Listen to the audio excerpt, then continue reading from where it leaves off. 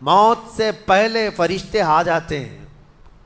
چاہے تم اچھے آدمی ہو، بیٹھے ہوئے ہو، تم کو بھی اگر موت آنی ہے تو تم پہلے فرشتوں کو دیکھنے لگ جاؤ گے، لیکن بتا نہیں سکتے کسی کو. موت سے تھوڑی دیر پہلے فرشتے قریب آ جاتے ہیں. پہلے جماعت فرشتوں کی آتی ہے، پھر ملک الموت آتے ہیں. ملک الموت ان فرشتوں کے بیچ آتے ہیں. جیسے ہی یہ مرنے والا آدمی ملک الموت کو دیکھ لیتا ہے، پھر اس کے جسم میں کپ کپی طاری ہو جاتی ہے. اور ایسی کپ کپی طاری ہوتی ہے کہ کبھی پیشاب نکل جاتا ہے، کبھی پخانہ نکل جاتا ہے. اکثر دیکھنا مرنے والوں کی نجاست نکل جاتی ہے. ملک الموت کو وہ بہت قریب سے دیکھتا ہے، اور ان کی دو شکلیں ہیں. ایک بہت بھیانک شکل ہے، اس کو دیکھنا ہی عذاب ہے، اور ایک بہت خوبصورت شکل ہے، ان کو دیکھنا ہی رحمت ہے. وہ نیک بندوں کی روح نکالنے کے لیے جب جاتے ہیں تو خوبصورت شکل میں جاتے ہیں، اور جب گنہگاروں کی روح نکالنے جاتے ہیں تو بھیانک شکل میں جاتے ہیں. اور ان کو دیکھتے ہی مرنے والے کا جسم پیلا پڑ جاتا ہے، پیشانی اکھڑ جاتی، آنکھیں پھٹی رہ جاتی، اور پھر خرخرا آنے لگ جاتا ہے، یعنی خرخر کی آواز تیز ہو جاتی ہے. وہ بولنا چاہتا ہے اپنے پاس والوں کو، لیکن بول نہیں سکتا، بند ہو جاتا ہے. یہ وہ وقت ہے جب اس کے توبہ کا دروازہ بھی بند ہو جاتا ہے. اب اگر فرشتوں کو دیکھ کر کوئی توبہ بھی کر لیا، ایمان لایا، تو اس کا ایمان قبول نہیں. اس وقت سے پہلے پہلے تک جو بھی ایمان لایا یا توبہ کیا، اس کی توبہ قبول ہے. لیکن موت کا خرخرا آ گیا اور فرشتوں کو دیکھ لیا، اس کے بعد بہت سارے کافر بھی پکاریں گے کہ ہم ایمان لاتے ہیں اللہ پر. نہیں، اب ایمان قبول نہیں ہوگا. موت اتنی آسانی سے نہیں آتی، اس کا پروسیس ہے. فرشتے آتے ہیں، ملک الموت آتے ہیں، پھر اس کے بعد اس کو گھور کر دیکھتے ہیں، پھر اس کو چت لٹا دیا جاتا ہے، یا جس حالت میں بھی ہے وہ گر جاتا ہے. کھڑا ہے تو گرتا ہے، بیٹھا ہے تو گرتا ہے، موت آنے سے پہلے لڑک جاتا ہے. یہ ضروری بھی نہیں ہے کہ آج میں اپنے آپ کو سنبھال کر بیٹھا ہوں. اگر میری موت آنی ہے، اسی کرسی سے گر جاؤں، اسی جگہ سے ہم گر جائیں. اور اس کے بعد ملک الموت روح کھینچنا شروع کرتے ہیں. پیروں کے ناخنوں سے لے کر، ہاتھوں کے ناخنوں سے لے کر، اس کے جسم کے ہر حصے سے لے کر ناک تک کھینچتے ہوئے لاتے ہیں. اور اس کے بعد جب پوری روح نکل جاتی ہے، وہ لے کر کے چلتے رہتے ہیں، اور مردہ ان کو جاتے ہوئے دیکھتا رہتا ہے. آنکھیں سب سے لاسٹ میں کھلی رہتی. کسی بھی مرنے والے کی آنکھیں بند نہیں رہتی، کھلی رہتی، وہ دیکھتا رہتا ہے. اسی لیے حدیث پاک میں ہے، جب کسی کی روح نکل جائے تو سب سے پہلے تم اس کی آنکھیں بند کر دو. ہمیں بند کرنا ہوتا ہے، اور اس کے بعد منہ بھی کھلا رہ جاتا ہے، منہ اوپن رہ جاتا ہے. فرمایا گیا منہ کو دبا کر بند کر دو. یہ سب نشانیاں ہیں میرے عزیزوں موت کی سختیوں کی. آپ کو پتہ ہے جب رسول کریم صلی اللہ تعالیٰ علیہ وسلم کی وفات آئی، اللہ اکبر، نزع کا عالم اتنا سخت تھا کہ بار بار حضور اکرم صلی اللہ علیہ وسلم کو پورے پانی کے مٹکے انڈیل دیے جا رہے تھے. 3 مٹکے حضور پر انڈیل دیے گئے موت سے پہلے. اور حضور اس کے بعد تھوڑا آرام محسوس کرتے، اور پھر شدت کا بخار. اور وہ آخری وقت تھا جب حضرت فاطمہ آپ کے پاس آئی تھی. حضور نے ان کے کان میں بتا دیا، وہ رونے لگ گئی. کیا کہا تھا؟ حضرت فاطمہ کہتی ہیں حضور نے فرمایا، اے فاطمہ اب میں جا رہا ہوں، میرا آخری وقت ہے. پھر ایک دوسرے کان میں ان سے کہا، میرے خاندان میں سے سب سے پہلے تم مجھ سے ملنے والی. آج یوم فاطمہ بھی ہے، سیدہ کائنات کا آج یوم وصال ہے، 4 رمضان المبارک. تو رسول کریم صلی اللہ تعالیٰ علیہ وسلم حضرت عائشہ صدیقہ کے سینے سے سر لگا کر لیٹے ہوئے تھے. حضرت عائشہ فرماتی ہیں سنو، مجھے پتہ ہی نہیں تھا.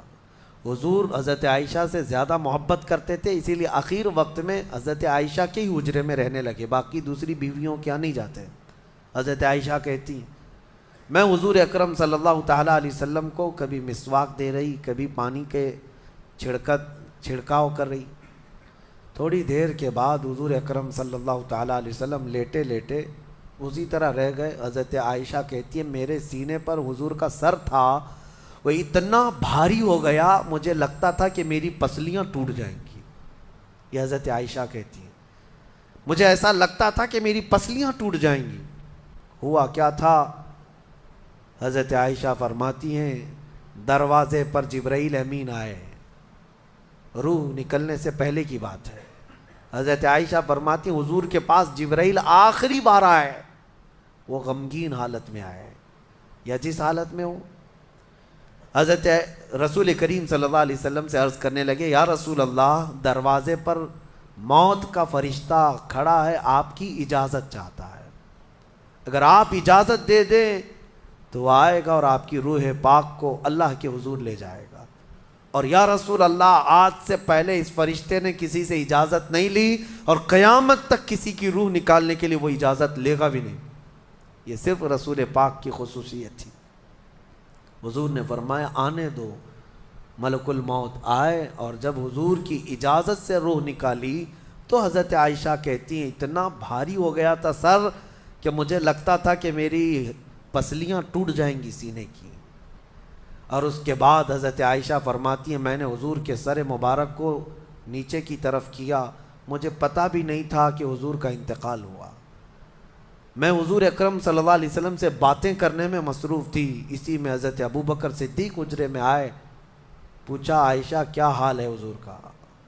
حضور اکرم صلی اللہ علیہ وسلم کو دیکھا حضرت ابوبکر نے اور پیشانی مبارکہ پر ہاتھ رکھا تو وہ بہت ٹھنڈی تھی، ماتھے کو بوسہ دیا اور ایک آہ بھری اور ایک جملہ کہا تھا یا رسول اللہ، ایک بار موت آنی تھی وہ آپ پر آ گئی، اب موت کی سختی اللہ دوبارہ کبھی آپ کو نہیں عطا کرے گا۔ موت کی سختی کیونکہ حضور کو انہوں نے دیکھا تھا، کئی دنوں سے تکلیف تھی، 13 دن تک حضور پاک صلی اللہ علیہ وسلم کو تکلیف تھی، 13 دن تک۔ حضرت ابوبکر کہتے ہیں یا رسول اللہ، اب موت کی سختی دوبارہ کبھی نہیں آئے گی، جو اللہ کا وعدہ تھا وہ پورا ہو گیا۔ پورا کھل کر کے رو بھی نہیں پا رہے تھے ابوبکر صدیق، اور اپنے اندر دبا بھی نہیں پا رہے تھے۔ موت کی سختی انہوں نے دیکھا اور اس کے بعد کہا اے عائشہ کیا دیکھ رہی ہو، اللہ کے رسول ہم سے رخصت ہو چکے۔ پھر انہوں نے آ کر مسجد میں اعلان کیا اے لوگو، اللہ کے نبی کا انتقال ہو چکا۔ اب مجھے یہاں یہ بتانا ہے اگر موت سے کوئی بچ سکتا تھا تو سب سے پہلا نمبر تو رسول اللہ کا ہونا چاہیے تھا، کیونکہ اللہ کے سب سے محبوب نبی وہی ہیں۔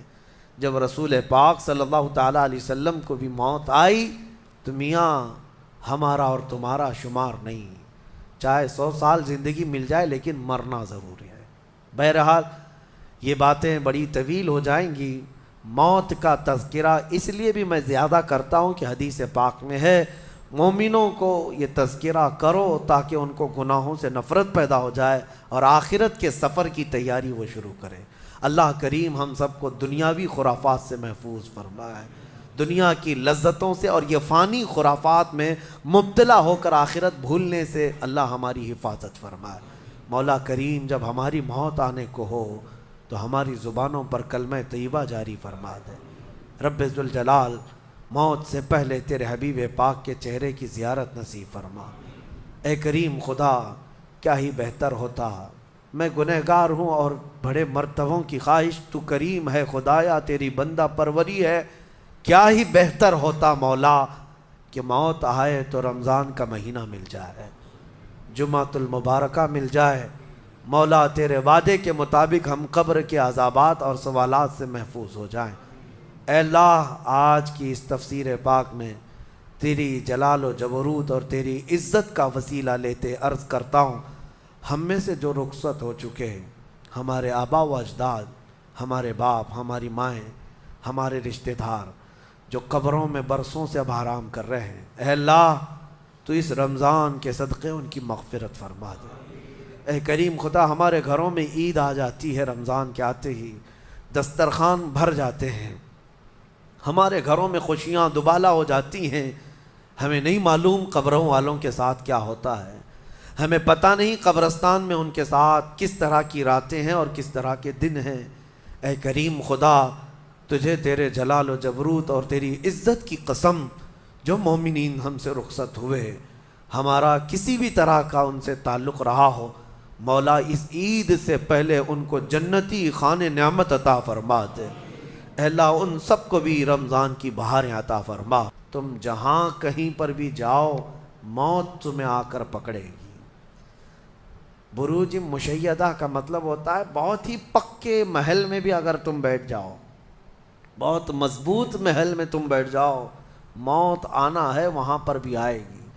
ہم نے دیکھا ہے بڑے بڑے محلات میں رہنے والے بھی، اور جنہوں نے آسمان چھوتی ہوئی عمارتیں بنائی وہ بھی موت کے ہتھے چڑھی گئے۔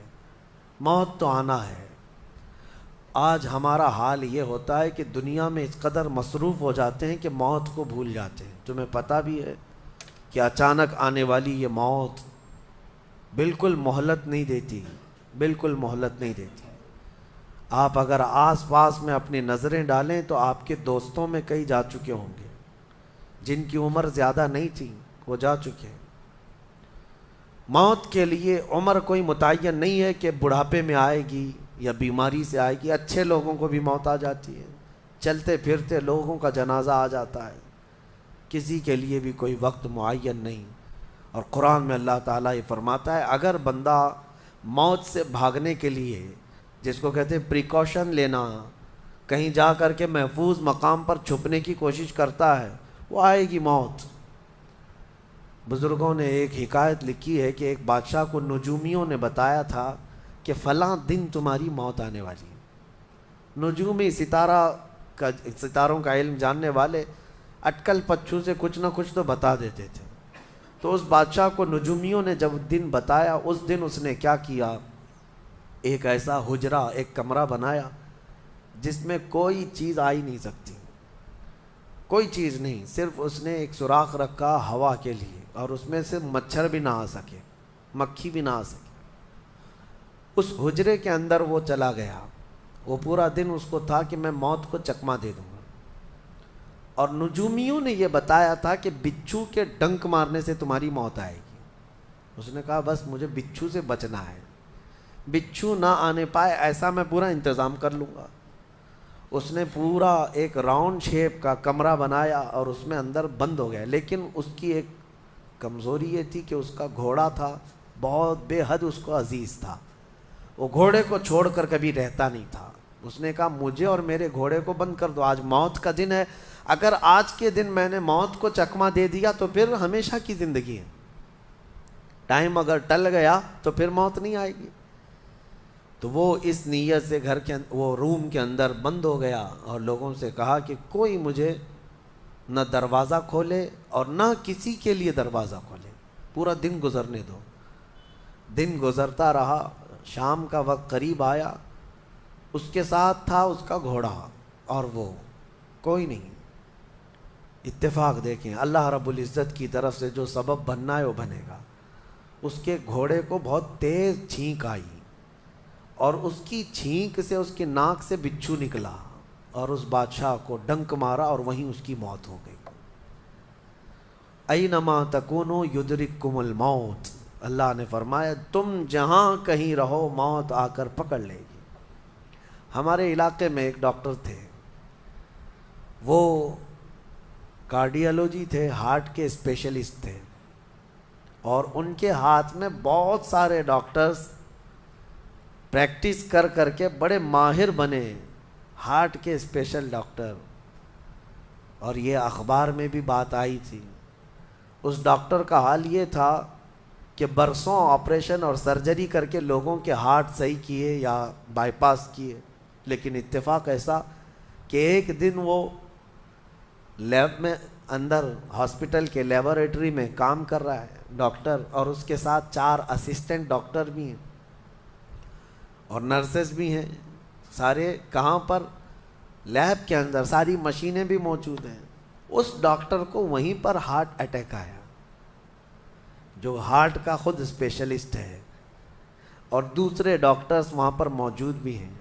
انہوں نے اٹھایا، اسٹریچر پر ڈالا، آئی سی یو میں ہی تھے، لیب کے اندر موجود تھے، لیکن وہ چند منٹوں کے اندر ڈاکٹر کی موت ہو گئی، نہ کوئی ڈاکٹر بچا سکا، نہ اس کو دوا دی جا سکی۔ سب سے ماہر ہارٹ کا ڈاکٹر ہاسپٹل کے اندر، جو سب سے محفوظ جگہ ہو سکتی ہے بیماروں کے لیے، میاں ہمارے گھر میں کسی کو اٹیک آئے تو دوڑ کر کہاں لے جائیں گے؟ ہاسپٹل۔ اور جو خود کس کے پاس لے جائیں گے؟ ڈاکٹر کے پاس۔ جو خود ڈاکٹر ہے اور خود ہاسپٹل میں بیٹھا ہوا ہے، اس کو ہی اگر آ جائے، اور قریب میں ڈاکٹرز بھی موجود ہیں لیکن بچا نہ سکے، یہ رب ذوالجلال کا فرمان، جب وعدہ مکمل ہو جائے تو پھر کوئی طاقت تمہیں موت سے روک نہیں سکتی۔ آپ کو پتہ ہے ایک بہت بڑا شخص ہے دنیا کا جو کئی حکومتیں بدل دیا کرتا تھا، جس کا نام غالباً لنکن ہے، سیمسنگ کمپنی کا، جس سے کوئی تعلق ہوگا آپ سرچ کریں تو پتہ چلے، کوریا کا رہنے والا، اور اس کی وجہ سے حکومتیں بدل دی جاتی تھیں۔ اس قدر مالدار آدمی، اس کی مرضی کے بغیر تو کوئی حکومت نہیں قائم ہوتی تھی۔ اتفاق ایسا ہی غالباً 2012 یا 11 کے آس پاس کی بات ہے، جہاں تک میرے علم میں چیز آئی، ایسی ایک بیماری میں مبتلا ہو گیا کہ کوما میں چلا گیا، اور اس کا بیٹا تھا ارب پتی، نہیں بلکہ اس سے بھی زیادہ، کئی ہزار کروڑ کا مالک۔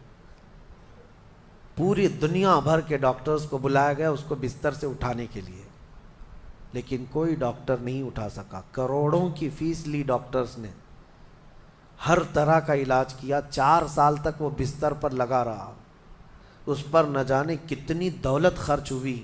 اخیر میں ڈاکٹروں نے کہا، اربوں روپیے اس کے بستر سے اٹھانے کے لیے جنہوں نے خرچ کیا تھا، بیٹے نے خرچ کیا تھا، ڈاکٹروں نے اخیر میں ہاتھ اٹھا کر کہا، اب تیرے باپ کو کوئی نہیں کھڑا کر سکتا، اس کی موت آ چکی ہے، موت ہو گئی۔ میں یہ کہنا چاہتا ہوں، اللہ نے فرمایا تم مضبوط سے مضبوط محل کے اندر کیوں نہ ہو، موت آئے گی۔ مجھے بتاؤ، جس کے پاس دنیا کا اتنا مال پڑا ہوا ہو، وہ کیوں نہیں خرید سکا کوئی ایسی دوا جو اس کو بستر سے کھڑا کر سکے؟ یاد رکھیں میرے عزیزو، دنیا کی ساری چیزیں اسی کی طرح دھری کی دھری رہ جائیں گی۔ جس وقت ہمارا بلاوا آ جائے، تم قریب میں لوگوں کو دیکھتے رہ جاؤ گے اور آنکھیں تمہاری کھلی رہ جائیں گی۔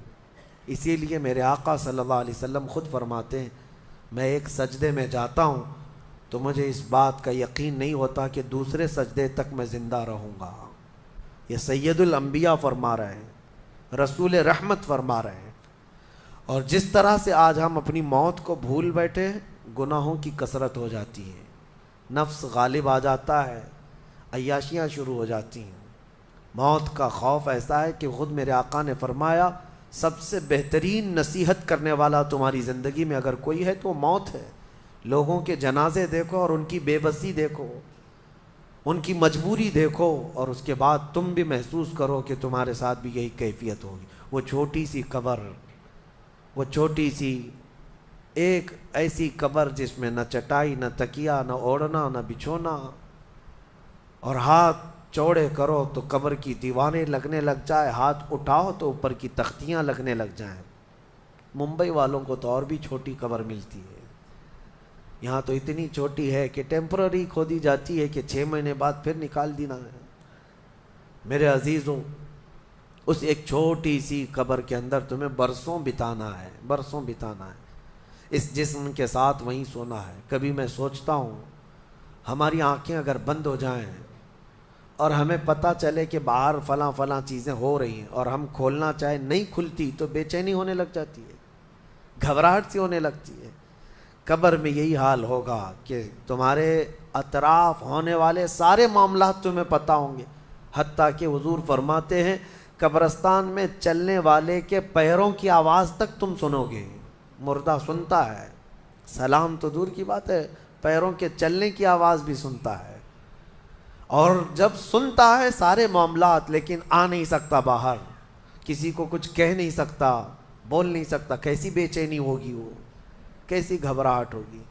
بڑے بڑے اولیاء اکرام، حتیٰ کہ سیدنا عثمان ابن عفان رضی اللہ تعالیٰ عنہ، داماد رسول، امیر المومنین، خلیفہ رسول، جب رات کے وقت مصلی پر کھڑے ہوتے اور قبر کی کوئی آیت تلاوت کرتے تو اتنا روتے تھے کہ ان کا مصلی آنسوؤں سے بھیگ جاتا تھا. صبح ان کے مصلی کو نچوڑ کر سکھایا جاتا تھا. لوگ ان سے پوچھتے آپ قبر کے متعلق اتنا خوف زدہ کیوں ہو جاتے ہیں؟ مرنا تو سب کو ہے. حضرت عثمان غنی فرماتے یہ ہماری پہلی منزل ہے، اگر یہ نکل گئی تو ساری منزلیں آسان ہیں. اینما تکونوا یدرککم الموت، اللہ فرماتا ہے. اور کئی جگہ قرآن میں یہ آیتیں آئی ہیں میرے عزیزوں. جانا ہم سب کو ہے، بہت تھوڑے ہی دنوں کے بعد آخرت کے سفر کی طرف رواں دواں ہیں. اسی لیے کسی بزرگ نے سچ کہا کہ دنیا میں جتنے راستے ہیں یہ لکھا تو جاتا ہے یہ راستہ فلاں شہر جا رہا ہے، فلاں شہر جا رہا ہے. حقیقت تو یہ ہے کہ سارے راستے قبرستان جا رہے ہیں، وہیں جا کر اینڈ ہوتے ہیں. ممبئی سے پونا جا رہا ہے راستہ، پونا سے بنگلور جا رہا ہے راستہ. بورڈ تو لکھے ہوئے ہیں لیکن اہل تصوف یہ کہتے ہیں یہ تمہاری خام خیالی ہے، لیکن جس راستے پر بھی چلو گے اخیر وہ راستہ تمہیں قبرستان ہی پہنچائے گا. تمہاری زندگی وہیں جا کر اینڈ ہونے ہے. اسی لیے میرے عزیزوں ہمیں زیادہ دنیا میں اتنا پھیلانے کی ضرورت نہیں. آخرت کے سفر کی طرف تیاری بھی ہو. میں یہ نہیں کہتا کہ کمانا نہیں چاہیے، کمائیں، گھر بنائیں، رزق کا حصول، معاش کا حصول سب کے لیے ضروری ہے، لیکن ساتھ میں یہ فکر غالب رہے ہمارے ذہن میں کہ مجھے سب چھوڑ کر جانا ضروری ہے. جب تک تمہارے ذہن میں یہ بات آتی رہے گی میرا آخرت کا سفر باقی ہے، تو ہوگا یہ کہ تم دنیا تو کماتے رہو گے لیکن اپنے مولا سے غافل کبھی نہیں ہوگے. غافل کبھی نہیں. میں وہ زندگی کی بات کر رہا ہوں. آپ جاؤ فیکٹری میں جاؤ، کسی کمپنی میں جاؤ، کسی بزنس میں جاؤ، کسی جاب میں جاؤ، آپ کی دنیا ہے، آپ گھر بناؤ، لیکن ذہن میں اتنی بات رہے کہ میرا مولا مجھے ایک نہ ایک دن بلانے والا ہے. جب یہ فکر رہے گی تو آپ کی نمازیں بھی غائب نہیں ہوں گی، آپ کی آخرت کی یاد. اسی لیے میرے آقا نے فرمایا قبرستان جایا کرو. بعض لوگ یہ کہتے ہیں نا قبروں پر جانا شرک یا بدعت. خود میرے آقا صلی اللہ علیہ وسلم نے فرمایا فزوروا، قبروں کی زیارت کرو. کیوں؟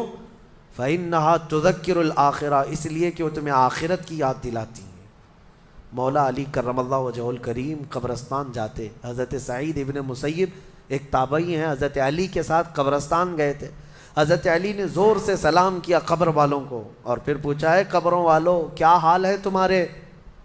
اور اس کے بعد پھر حضرت علی روتے کھڑے ہوئے، آنسو بہنے لگے. حضرت سعید ابن مسیب کہتے ہیں مولا علی سے کیا آپ قبروں والوں سے بات کر رہے ہیں، وہ آپ کی سن رہے ہیں یا آپ سے وہ کچھ جواب دے رہے ہیں؟ حضرت علی کرم اللہ وجہہ الکریم نے فرمایا ہاں، اگر تم سنتے ان کی باتیں تو رو پڑتے. حضرت سعید پوچھتے ہیں کیا کہہ رہے ہیں قبروں والے؟ سنو میرے عزیزوں، حیدر کرار شیر خدا علی مرتضیٰ فرماتے ہیں قبروں والوں سے میں نے پوچھا کیا حال ہیں تمہارے، تو قبروں والوں نے کہا اے علی مت پوچھو ہمارے حال، جن بالوں کو ہم سجایا کرتے تھے ان بالوں پر تو اللہ نے بچھو چھوڑ دیے. ہمارے وہ چہرے جو غازے سے ملوث تھے، حسین تھے، ہمارے چہروں پر اب خون اور پیپ کے علاوہ کچھ نہیں رہ گیا. ہمارا وہ جسم جس کے سنوارنے کے لیے ہم دن بھر گھنٹوں لگاتے تھے، آج وہ ہماری قبروں میں کیڑوں کی غذا بنا دی گئی ہے. حضرت علی فرماتے ہیں قبروں والوں نے جب ہم سے یہ کہا تو ہم نے رو پڑا، ہمیں رونا آ گیا. یقیناً میرے عزیزوں وہ منزل آپ کی بھی ہے میری بھی ہے، ہمیں بھی جانا ہے، آپ کو بھی جانا ہے. حضرت سفیان ثوری فرماتے ہیں ایک چھوٹی سی بچی کو آپ نے ایک جنازے کے پیچھے جاتے ہوئے دیکھا روتے ہوئے. وہ لڑکی اپنے باپ کے جنازے میں جا رہی تھی، رو رہی تھی اور یہ کہہ رہی تھی اتنی بڑی مصیبت کا دن ہمارے اوپر کبھی آج تک آیا ہی نہیں تھا. حضرت سفیان ثوری نے کہا بیٹا تم پر نہیں، تمہارے باپ پر جو دن آیا وہ کبھی نہیں آیا تھا. موت کا دن، موت کا دن سب سے سخت دن ہے، سب سے سخت دن ہے.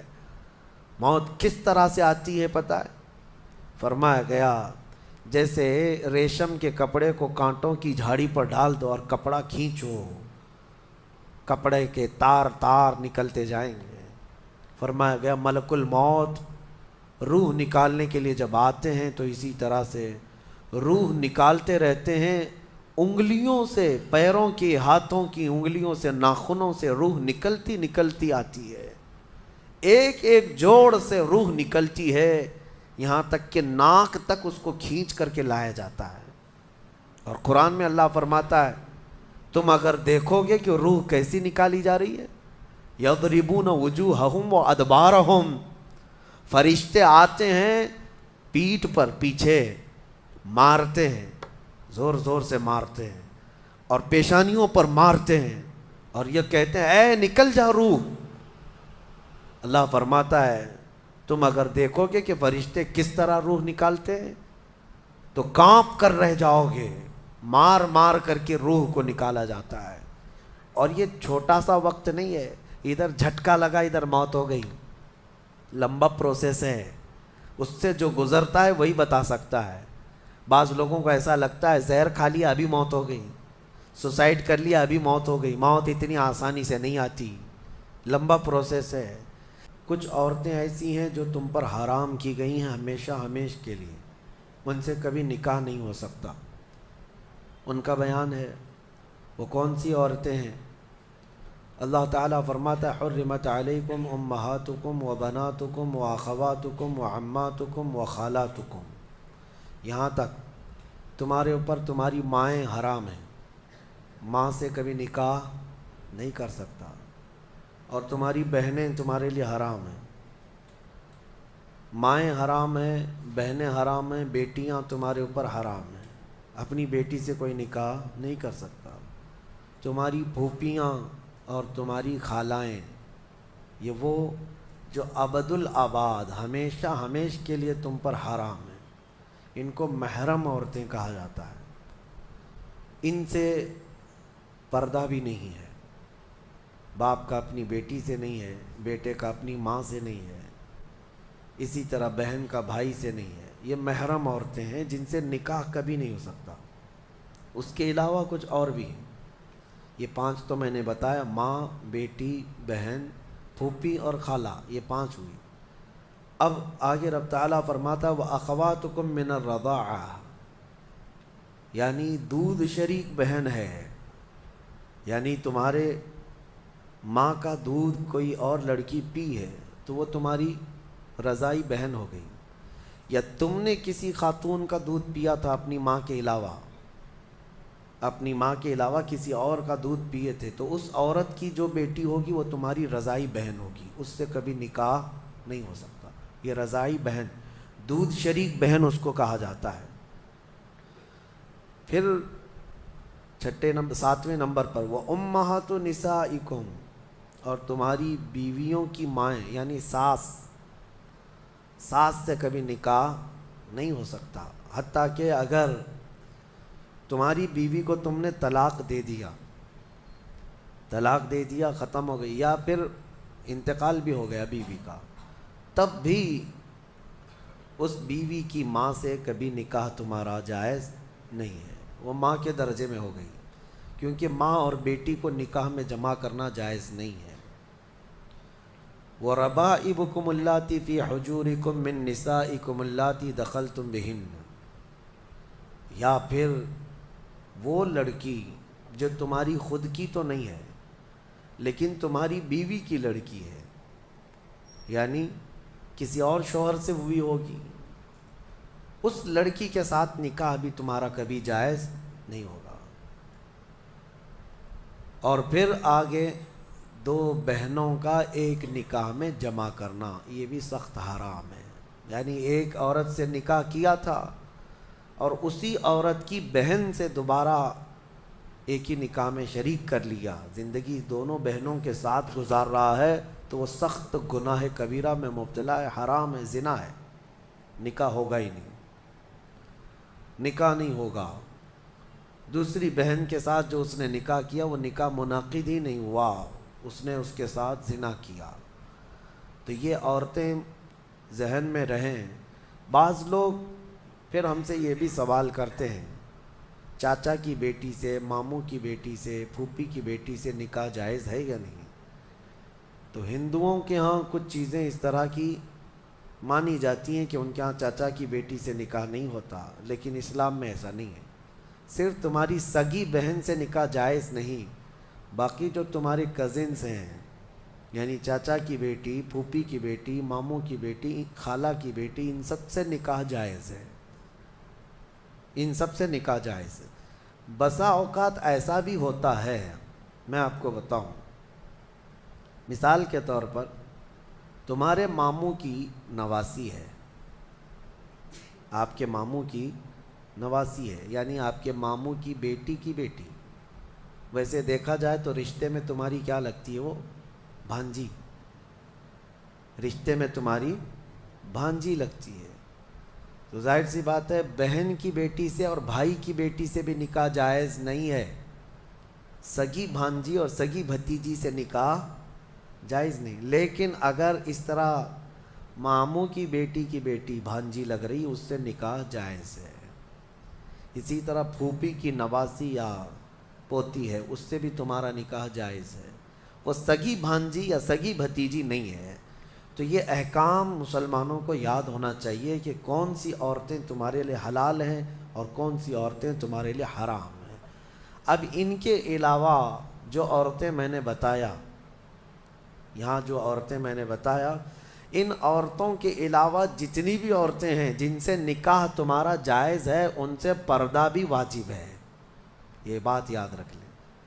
جس سے تمہارا نکاح ہو سکتا ہے اس سے تمہارا پردہ کرنا بھی واجب ہے، یہ ہمیشہ ذہن میں رہے۔ محرم عورتوں سے صرف پردہ نہیں ہے، باقی غیر محرم جتنی بھی عورتیں ہیں، تمہاری چاچا کی بیٹیاں، تمہاری پھوپھی کی بیٹیاں، تمہارے ماموں اور خالہ کی بیٹیاں، جن سے تمہارا نکاح جائز ہے، ان سے پردہ بھی ضروری ہے، پردہ ضروری ہے۔ اور اسی میں شریعت کی پکڑ بھی ہے، اللہ تبارک و تعالیٰ کی بارگاہ میں اس کی پکڑ ہے۔ اب آگے آئیں، اللہ تبارک و تعالیٰ نے گھریلو احکام کے متعلق فرمایا الرجال قوامون علی النساء، مردوں کو ہم نے عورتوں پر حاکم بنایا ہے۔ حاکم کا مطلب یہ نہیں ہے کہ بیلچا لے کر کے اس کو ہانکتا رہے، یا پھر حاکم کا مطلب یہ بھی نہیں ہے کہ رسی اور ڈنڈا لے کر کے اس کے پیچھے پڑا رہے۔ حاکم کا مطلب یہ ہے کہ مرد کو معاش کی تمام ذمہ داریاں دی گئی ہیں، گھر چلانا، گھر کا خرچہ لانا، یہ مرد کی ذمہ داری ہے، اور گھر گرہستی جو اندر کے معاملات سنبھالنا، یہ عورت کے کام ہے۔ اگرچہ آج زمانے میں بدل گیا، کچھ مرد گھر میں بیٹھے ہیں اور عورتیں کام پہ ہیں، انہوں نے فطرت قانون کا بدل لیا ہے۔ اب یہاں پر کچھ لوگ یہ سوال بھی کرتے ہیں کیا عورت کا کمانے کے لیے نکلنا جائز ہے یا نہیں ہے؟ اس سلسلے میں آپ کو بتا دوں، عورت اگر شریعت کی پابندیاں کرتی ہے اور حدود شرع میں رہ کر کے کوئی جاب اس کو لگتی ہے یا کوئی کام کرتی ہے تو بالکل اس کے لیے جائز ہے، کوئی حرج نہیں۔ عورت کا کمانا اسلام میں کہیں پر بھی یہ نہیں کہا گیا کہ ناجائز ہے، جائز ہے، لیکن اس کے شریعت کے جو تقاضے ہیں اگر وہ پورا کر سکتی ہے تو دونوں کو ساتھ میں لے کر کے چلنا چاہے تو چل سکتی ہے۔ لیکن اللہ نے جو قرآن میں فرمایا مردوں کو عورتوں پر حاکم بنایا گیا، مردوں کو عورتوں پر حاکم بنایا گیا، اور اسی سے آپ کو یہ سمجھ میں آ جانا چاہیے کہ آپ کے لیے نان و نفقہ لانا، گھر بنانا، گھر کے اخراجات لانا، یہ مردوں پر ہے۔ کچھ بیچارے بھیکاری لوگ ہیں جو عورتوں کے اوپر اس قدر ظالم بن کر کے بیٹھے ہوتے ہیں کہ وہ سارا خرچہ سسرال سے ہی چاہتے ہیں کہ عورت کا جو مائکہ ہے یا اس کا مرد کا جو سسرال ہے وہیں سے وہ سب کچھ لانا چاہتے ہیں۔ اور ہمارے ہاں شادیوں میں بھی یہی رواج بہت زیادہ ہے، بہت سارے لوگ شادی اس لیے بھی کرتے ہیں کہ بہت زیادہ جہیز لائے گی عورت، بائک لائے گی، کار لائے گی، اسی لالچ میں شادی کرتے ہیں۔ میرے عزیزوں، مرد اللہ نے تمہیں بنایا ہے، تم اپنے ہاتھوں سے کماؤ اور عورت کو کھلاؤ، ایک صدقے کا ثواب ہے۔ اور نہیں کر سکتے تو جہیز کیوں مانگتے ہو؟ مسجد کے باہر کھٹوری لے کے بیٹھ جاؤ، روز آنے جانے والے کچھ نہ کچھ ڈالیں گے، وہ اور زیادہ بن جائے گا۔ بات سیدھی سی ہے، کچھ لوگ آفیشیل طریقے سے مانگتے ہیں اور کچھ لوگ اندر میز کے اندر سے مانگتے ہیں، دونوں مانگنے والے ایک ہی ہیں، بھکاری ہیں۔ مردوں کو اللہ تبارک و تعالیٰ نے اس کا حکم نہیں فرمایا۔ عرب میں جا کر کے دیکھیں، شادی کرنے کے لیے جب ہم وہاں یہ کہتے ہیں کہ ہندوستان میں عورت جہیز لاتی ہے، عورت کا باپ کپڑے بھی دیتا ہے، پیسہ بھی دیتا ہے، تو وہ اچھل جاتے ہیں، کیا ایسا بھی ہوتا ہے؟ ہم کو لے چلو، ہمیں وہاں سے شادی کروا دو۔ اس کی وجہ یہ ہے کہ عرب میں آج بھی مہر بہت اونچا ہوتا ہے۔ صرف سعودی کا مہر 50,000 ریال عام عورتیں مانگتی ہیں۔ عام عورتیں 50,000 ریال کی بات کر رہا ہوں، تقریباً 11-12 لاکھ روپے ہو جاتے ہیں۔ تو نارمل مہر جو ہے یہ رکھا جاتا ہے۔ پھر مرد کے اوپر یہ ضروری ہوتا ہے وہ اپنے باپ کے گھر میں نہ لے جائے شادی کر کے، خود کا گھر ہو تو شادی کر۔ یہ سارے وہاں پر ضروریات رکھے گئے ہیں۔ بہرحال ہمارے ہاں اگرچہ یہ دوسری قوموں سے رواج آ گیا ہے، لیکن آپ کو بدلنے کی ضرورت ہے۔ کم از کم آپ اپنا نیا گھر نہیں بنا سکتے، بہت کچھ نہیں کر سکتے، تو کم از کم ان گھروں والوں سے، عورت والوں سے مانگنا تو بند کر دو۔ جتنا آپ کے پاس ہے اسی میں خوش رہو۔ اور اللہ کا وعدہ ہے قرآن میں کہ اگر تم فقیر بھی ہو تو اللہ اپنے فضل سے غنی بنا دے گا، غنی بنا دے گا۔ اب ایک اور آیت اس میں آئی ہے، اللہ تعالیٰ فرماتا ہے جب شوہر اور بیوی کے درمیان اختلاف ہو جائے، جھگڑے زیادہ ہو جائے، تو اللہ نے فرمایا ادھر سے ایک آدمی ادھر سے ایک آدمی آئے، فَبَعَثُوا حَكَمًا مِّنْ أَهْلِهِ وَحَكَمًا مِّنْ أَهْلِهَا إِن يُرِيدَا إِصْلَاحًا۔ اگر وہ لوگ اصلاح چاہتے ہیں تو دونوں کی طرف سے ایک ایک آئے اور بیٹھے۔ اللہ فرماتا يُوَفِّقِ اللَّهُ بَيْنَهُمَا، اللہ ان دونوں کے درمیان پھر سے اتفاق پیدا فرمائے گا۔ اصلاح کی نیت ہونی چاہیے، لیکن مشورہ میرا یہ ہے کہ دونوں طرف کی ساسوں کو نہ لایا جائے۔ ہاں، نہ لڑکی کی اماں کو لایا جائے نہ لڑکی کی اماں کو لایا جائے، فیصلے بگڑ جاتے ہیں۔ کیونکہ برسوں سے ہم نے بھی دیکھا ہے بہت سارے گھروں کو توڑنے میں ان لوگوں کا ہاتھ رہتا ہے۔ ہونا تو یہ چاہیے کہ ماں اپنی بیٹی کو ہمت دے کہ ساری مصیبتیں آتی رہتی ہیں، تکالیف آتی رہتی ہیں، تم آگے بڑھو، نہیں بلکہ وہاں تو وہ اڑنگا ڈال کر کھڑی رہتی ہیں، کیسے تو برداشت کرتی ہے، چھوڑ کر کے آ جا، کب تک پالے گی۔ قرآن کا حکم یہ ہے کہ دونوں کی طرف سے ایک ایک ذمہ دار جائیں۔ اگر اصلاح کی نیت ہے تو اللہ دونوں کے درمیان اتفاق پیدا فرمائے گا، دونوں کے درمیان اتفاق ہوگا۔